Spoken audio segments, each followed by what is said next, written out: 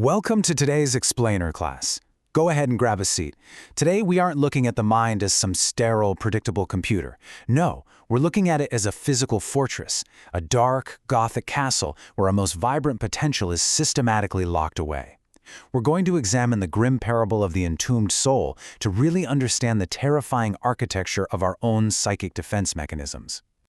Okay, let's look at the syllabus. We'll be covering the blueprints of the psyche, the enforcers of the mind, the liturgies of suppression, a dialogue at the threshold, and finally, the structural conclusion. Let's jump right in. Section 1. Blueprints of the Psyche, the Stained Foundations. We're starting our lecture deep in the damp catacombs of the mind. So here's our first big lesson. Your conscious, civilized self, it's actually built entirely upon the systemic repression of its own messy foundations. In this model, the unconscious is full of what we call a pulp legacy, basically the cheap, sensationalist paper of our raw desires and wild, untamed dreams. Now, your adult ego rejects these original messy designs as completely worthless scraps. Yet ironically, these very stained blueprints form the inescapable architectural bones of exactly who you are. And this brings us to the architecture of fear. The High Inquisitor in this parable represents the overarching ruling order of your mind, and its goal? To ossify the psyche, to keep you perfectly safe by keeping you exactly the same. It performs this brilliant, dark alchemical inversion. It takes your fire of imagination, the very energy that should forge the steel of heroism, and literally uses it against you, sublimating that fire into iron shackles. It's a rigid containment system for your potential. Moving on to Section 2, Enforcers of the Mind, the Inquisitor Knights. Because, an architecture of fear doesn't just build itself, right? It needs laborers. First up, meet your Byronic superego, the Jester Knight. Draped in motley, he acts as the high priest of vanity. He actually seeks out the part of you that harbors the stained blueprint of a god, and he feeds you this intoxicating nectar of pride. By holding up a cracked mirror, he mocks your messy reality and shows you an idealized, completely false champion. You end up so obsessed with this perfect persona that your creative fire basically just burns itself out in a pitch-black recess of narcissism. Then, in stark contrast, we have the Shadow Knight, the high priest of the ego. He acts with a venomous grudge against chaos. He is your ultimate reality-testing agent, a master of cunning falsehood who brings actual heavy masonry to the table. He looks at your vibrant branch of heroism and literally just sees a threat to the foundation. He's pragmatic, he's cold, and he uses his hidden trowel to methodically make sure you never reach the sky. Take a look at this matrix, class. It maps out exactly how they divide the labor. The Jester handles your internal containment, using your imagination against you to forge iron shackles out of vanity. Meanwhile, the Shadow Knight handles the external walls, using the heavy masonry of reality to immobilize your heroic silhouette into a permanent tomb. They are basically the ultimate psychic tag team. Right.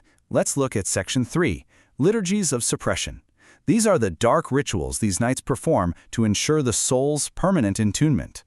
We've got 3 methodical steps here that form a really suffocating process. First, the Liturgy of Vanity transforms your ambition into a cell. Second, the Liturgy of Memory triggers an alchemical vengeance. And third, the Liturgy of Masonry, where the shadow builds that permanent tomb. It's a direct, inescapable pipeline that leads you straight through the carnival streets of your ego, right into a rigid structural conclusion. Now, acting as a third, sort of hidden pillar in all this is the Bard Knight, the high priest of memory. He doesn't use heavy masonry or cracked mirrors. Instead, he uses a lute made of dull lead. By striking these dissonant chords, he acts as a perverted gardener, forcing your psyche to feed on the bitter fertilizer of historical prejudice and trauma. This creates a literal, physical weight against your lungs, dissolving the gold leaf of your present moment into a suffocating mist of guilt. Okay, Section 4, Dialogue at the Threshold, the Catacombs. Let's cross over into the skeletal belly of the earth, where all this academic theory turns into a visceral fable. This right here is absolutely crucial. This is the central philosophical conflict of your psyche, the dreamer's desire for a world as it could be versus the ego's demand for the world as it is. Picture this scene in the dark depths of your mind. The air smells of that bitter fertilizer. The dreamer, the raw, untamed potential inside you, stands in the dark holding nothing but the flickering fire of imagination. And emerging from the shadows is the Shadow Knight, armed with heavy masonry to wall in the poison of dissent. Listen to the desperate voice of the dreamer shouting from the depths of the unconscious. Stand aside. I have seen the world as it could be through the cracked glass of my visions. I bear the fire of imagination to forge a palace of light from these worthless scraps. They are literally begging not to let their vibrant branch be grafted to twisted roots. But, as we know, the ego doesn't care about passion. The Shadow Knight responds with chilling, methodical devotion. You call them palaces, dreamer. I see only the rough sketch of chaos. My duty is the cold reality of iron shackles. Every cathedral requires a structural conclusion. To the ego, staying stable and preserving the world as it is will always trump the world as it could be. And then, breaking the tension, you hear the metallic jingle of bells. The Jester Knight steps forward, delivering a leaden psalm. How charming, this commoner by day, draped in the motley of a hero! You looked into a cracked mirror in the mud and falsely believed it reflected a champion. Your stained blueprint is not a map to a throne. It is the design for your own permanent tomb. Absolutely brutal. Which brings us, inevitably, to our final act. Section 5. The structural conclusion, stone silence.